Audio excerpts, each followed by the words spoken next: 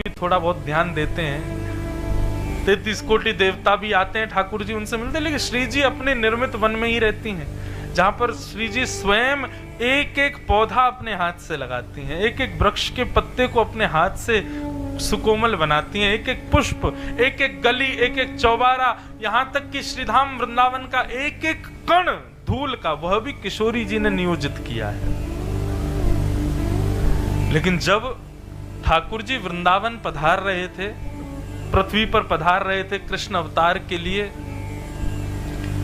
तो श्याम सुंदर नित्य विहार करते हैं गोलोक धाम में, नित्य उनकी लीला चलती रहती है। वैकुंठ में वो परब्रह्म परमात्मा है, लेकिन गोलोक धाम में ठाकुर जी अपने नित्य लीला में रहते हैं, व्यवस्थित रहते हैं। जैसे कि हम दफ्तर में सर होते हैं, हम दफ्तर में बॉस होते हैं, लेकिन अपने घर पर अपनी पत्नी के पति हैं, बच्चों के पिता हैं, भाइयों के भाई हैं, बहनों के भाई हैं, माता पिता के पुत्र हैं। ऐसे ही ठाकुर जी का दफ्तर है वैकुंठ और निज स्थान है गोलोक धाम। तो ठाकुर जी की नित्य लीला गोलोक धाम में चलती रहती है। लेकिन जब ठाकुर जी के पास प्रस्ताव आया कि भाई अवतार धारण करना पड़ेगा, तो भगवान बोले अब कृष्णावतार धारण करेंगे। तब श्री जी से जाकर के ठाकुर जी ने कहा क्यों ना आप और हम दोनों चलें, और ज्ञान वैराग्य भक्ति सबका तो स्थापन होता ही है, इस बार निष्काम प्रेम की स्थापना करके आएंगे, आप चलो संग में। श्री जी बोली हम नहीं जाएंगे। क्यों? यत्र वृंदावनम नास्ति यत्र नो यमुना नदी यत्र गोवर्धनम नास्ति। जहां पर ये तीनों नहीं है, वृंदावन नहीं है, यमुना जी नहीं है और श्री गोवर्धन नहीं है, वहां पर मैं नहीं जाती। मेरा मन इन तीनों से ही लगता है, क्योंकि इन तीनों का निर्माण मैंने ही किया है, अपने सुख के लिए किया है।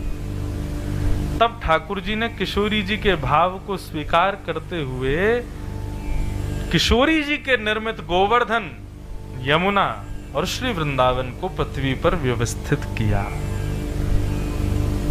और उसी वृंदावन में जब श्याम सुंदर प्रवेश करते हैं तो बड़े प्रसन्न होते हैं। क्यों? क्योंकि वृंदावन का निर्माण ब्रह्मा ने नहीं किया है, वृंदावन का निर्माण स्वयं श्री जी ने किया है। वृंदावन का एक एक वृक्ष, एक एक गली, एक एक चौबारा, एक एक पत्ता, सब हमारी श्यामाजू के द्वारा निर्मित है।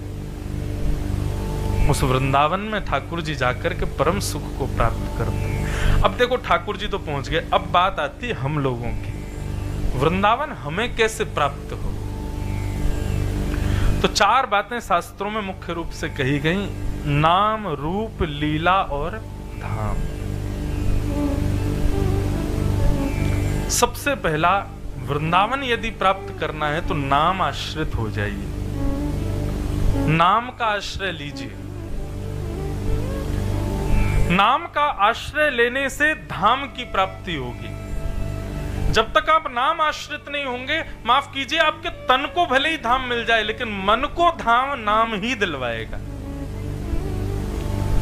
बहुत ध्यान से सुनिएगा इस बात को। सबसे पहले नाम का आश्रय लीजिए। हमारे वृंदावन में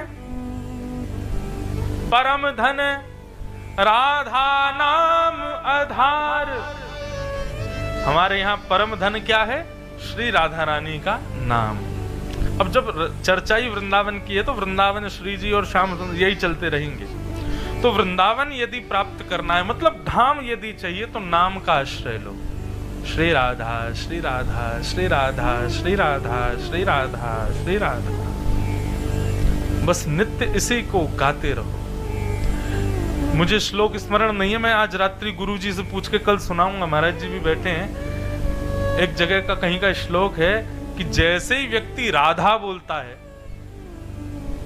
तो ऐसा कहते हैं कि रा बोलते ही ठाकुर जी का वैकुंठ में सिंहासन हिलने लग जाता है। कहीं धा तो नहीं बोल रहा है? क्यों?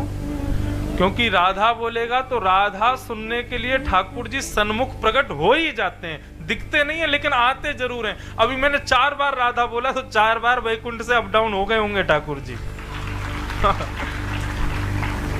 तो जब हम राधा शब्द, वो पूरा श्लोक है, मैं कल सुनाऊंगा उसको, रा शब्द का उच्चारण करते ठाकुर जी 100 काम छोड़, करोड़ काम छोड़ के भागते हैं। क्यों? क्योंकि धा सुनते ही ठाकुर जी मंत्र मुग्ध हो जाते हैं। इतना प्रिय है। तो श्री राधा श्री राधा श्री राधा इस नाम का आश्रय ले लो। नाम क्या करता है बंधुओं? नाम औषधि है। क्या है? औषधि। औषधि यानी कि दवाई, मेडिसिन।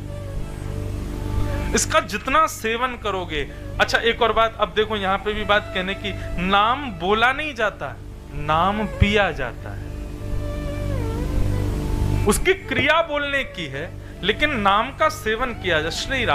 श्री राधा बोल मुख रहा है, लेकिन अंदर ऐसी अनुभूति होती है कि श्री राधा भीतर प्रवेश कर रहा है। श्री राधा श्री राधा श्री राधा श्री राधा राधा। इस औषधि का पान करने से क्या होता है? व्यक्ति के हृदय में, बुद्धि में, मन में जितने विकार हैं, जितने दोष हैं, उन सबको राधा नाम औषधि के मात्र जाकर के चिकित्सा करता है। व्यक्ति यदि रोगी है और विशेष रूप से अगर कोविड उसको हो रखा है, तो वो प्रतिबंधित है, उसको सब जगह ले जाने का अधिकार नहीं, यहाँ तक कि कमरे से भी निकलने का अधिकार नहीं है। घर के लोग भी उसको कमरा में बंद करते हैं, बाहर मत आना, क्यों? तुमको रोग हो रखा है। ठीक उसी प्रकार जब हम रोग से ग्रसित हैं, सांसारिक रोग, सांसारिक व्यसन, सांसारिक भोग विलास, ये सब रोग हमको लगे हैं, तब वृंदावन जाने का अधिकार हमको नहीं होता। शरीर से भले ही हम चले जाते हैं, लेकिन हमारी अटेंडेंस नहीं होती वहां पर। इसलिए वृंदावन जाने से पूर्व श्री राधा श्री राधा श्री राधा नाम का आश्रय लो। नाम का आश्रय जब हम लेंगे तो नाम आश्रय से विषाद, हमारे हृदय के रोग, हमारे हृदय की दूषितताएं दूर होंगी। उसके बाद तन भले ही ना जाए, लेकिन मन वृंदावन पहुंच जाएगा। मन का उपस्थित होना वृंदावन में बहुत अनिवार्य है। तो सबसे पहले नाम का आश्रय लो। हमारे यहाँ सबने यही कहा कि नाम आश्रित हो जाओ। अंत में निकला यह परिणाम, राम से बड़ा राम का नाम। ये तो हम कथा में सुनाते ही हैं। श्री ठाकुर जी से भी बड़ा श्री राधा जी का नाम है, ठाकुर जी का नाम है। वृंदावन उपासकों को श्री राधा नाम आश्रित होना चाहिए। नाम दिलाता है धाम। भक्तमाल जी में एक कथा आती है। एक राजा हुए, उन राजा का नाम था चंद्रपाल। क्या नाम था? जोर से बोलो।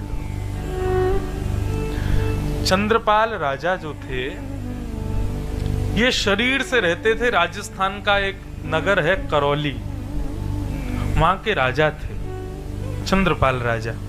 ध्यान से सुनना, नाम व्यक्ति को कैसे वृंदावन में ले जाता है। फिर भले ही आप गांधीधाम रहो, कच्छ रहो, गुजरात रहो, सूरत रहो, बड़ौदा रहो, अहमदाबाद रहो, कहीं भी रहो, नाम यदि आपके पास है तो धाम आपका है, धाम में ही आप हो, यही विश्वास आपको मानना है। तो चंद्रपाल राजा थे करौली में।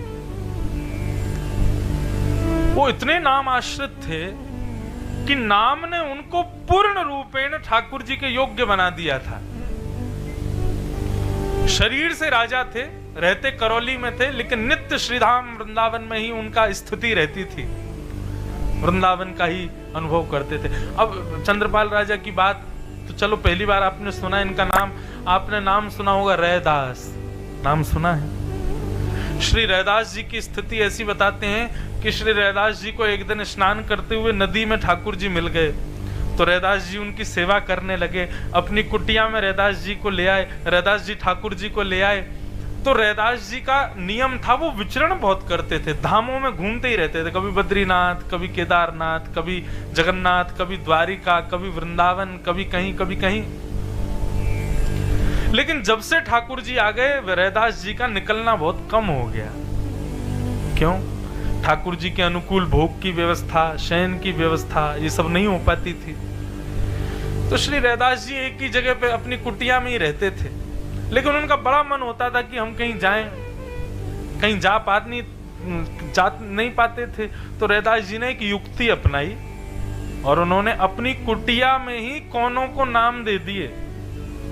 कुटिया का वो कोना बद्रीनाथ, कुटिया का ये कोना श्री वृंदावन, कुटिया का वो कोना जगन्नाथपुरी, ये कोना द्वारिका धाम, ऐसे करके कुटिया में बहुत सारे नाम और नामों की नेम प्लेट लगा दी जगह जगह। रैदास जी क्या करते, बीच में बोले रैदास की कुटिया, वहां पर ठाकुर जी का श्रृंगार करते, श्रृंगार आदि करके ठाकुर जी तैयार हो गए, चलो अब कहाँ चलोगे घूमने, चलो अयोध्या जी चलते हैं। सारा सामान वामान सब लगाते, भोजन की सामग्री रखते, ठाकुर जी का बैग लगाते, अपना बैग लगाते, सब लगा के ठाकुर जी को गोद में उठाते। कुटिया में ही एक स्थान का नाम अयोध्या था, वहां ले जाके ठाकुर जी को विराजमान, जय हो श्री अयोध्या धाम की जय, जय हो राजा रामचंद्र भगवान की जय। अरे वाह, देखो कितनी सुंदर सरयू जी बह रही हैं, कैसी सुंदर हवा बह रही है, राम राम करते लोग घूम रहे हैं।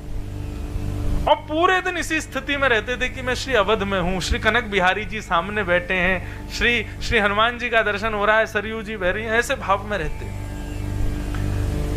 दूसरे दिन कहते, लाल जी बड़ा अच्छा अयोध्या का भ्रमण रहा, अब इच्छा हो रही है थोड़ा बद्रीनाथ दर्शन करने चलें। तो उस दिन श्रृंगार करके सब सामान फिर उठाते, एक कोने का नाम बद्रीनाथ, वहां पहुंच जाते।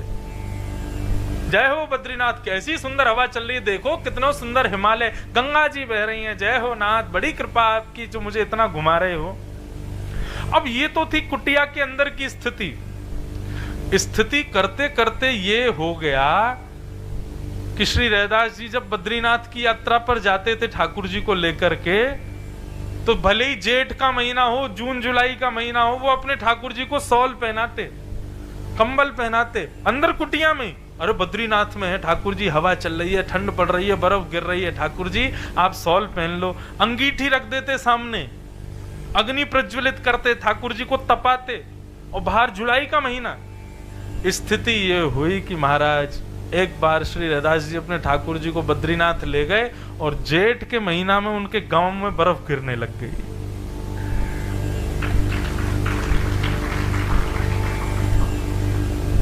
धीरे धीरे गांव वालों को भी पता चल गया, यदि सर्दी के महीने में लू चलने लग जाती तो समझ जाते जरूर आज रैदास अपने ठाकुर जी को दक्षिण ले गया होगा, इसलिए गर्म हवा चल रही है।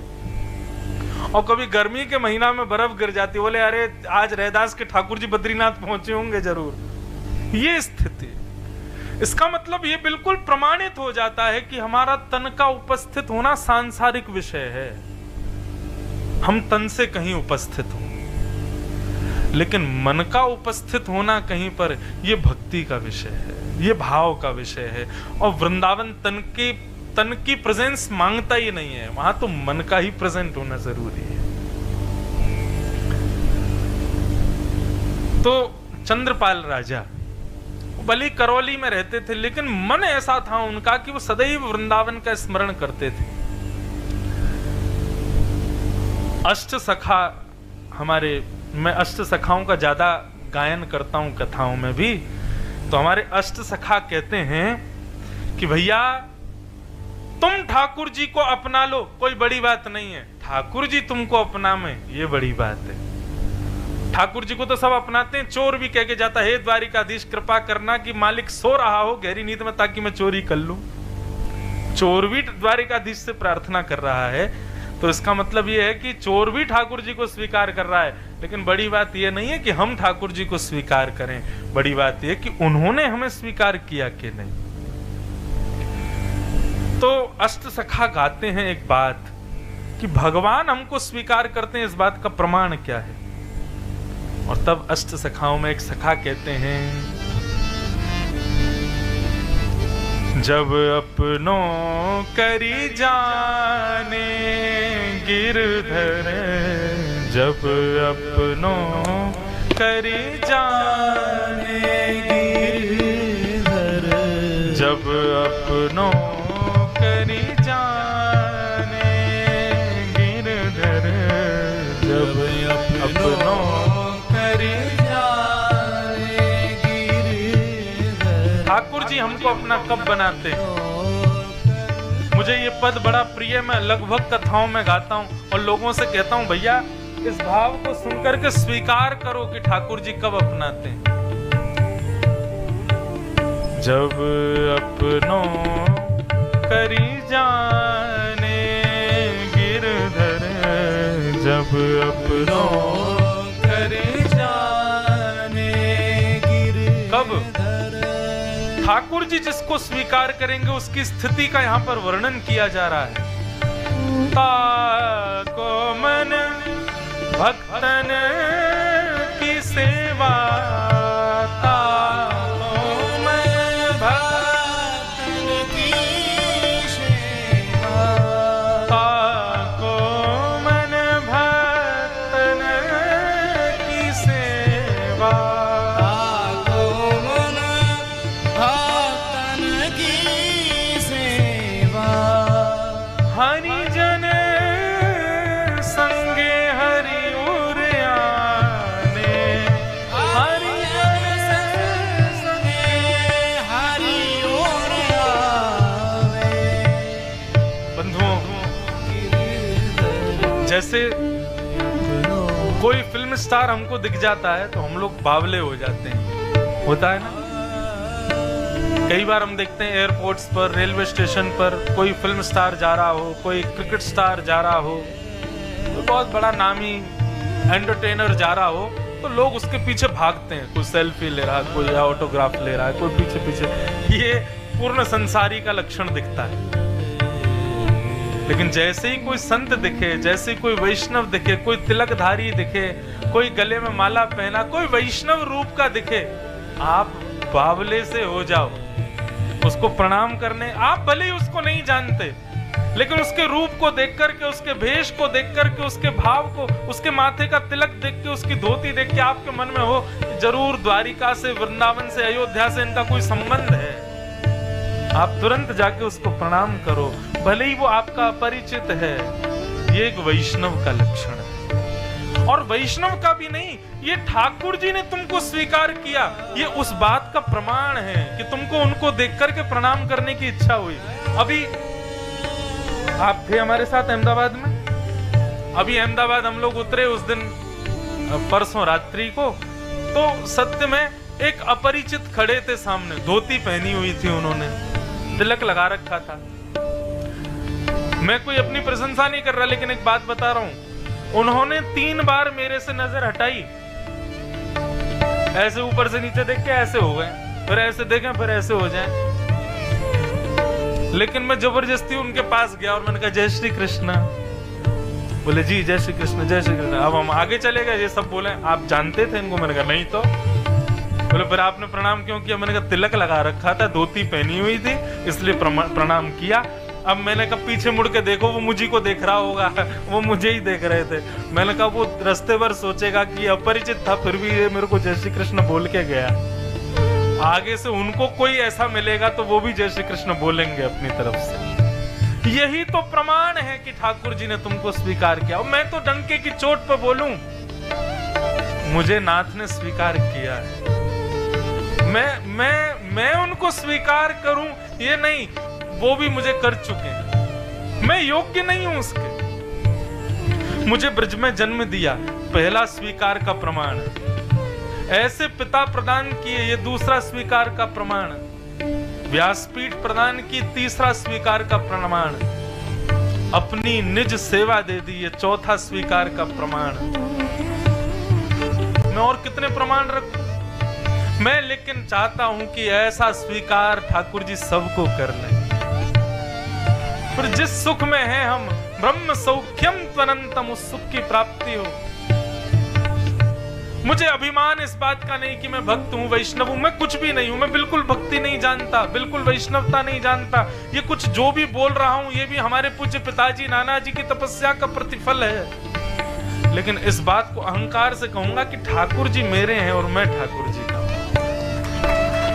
बाकी कुछ मेरी योग्यता नहीं है। आप मुझे प्रणाम करो, मुझे देख के वंदन करो, मुझे माला पहनाओ, ये सब योग्यता मेरे पिताजी की वजह से है।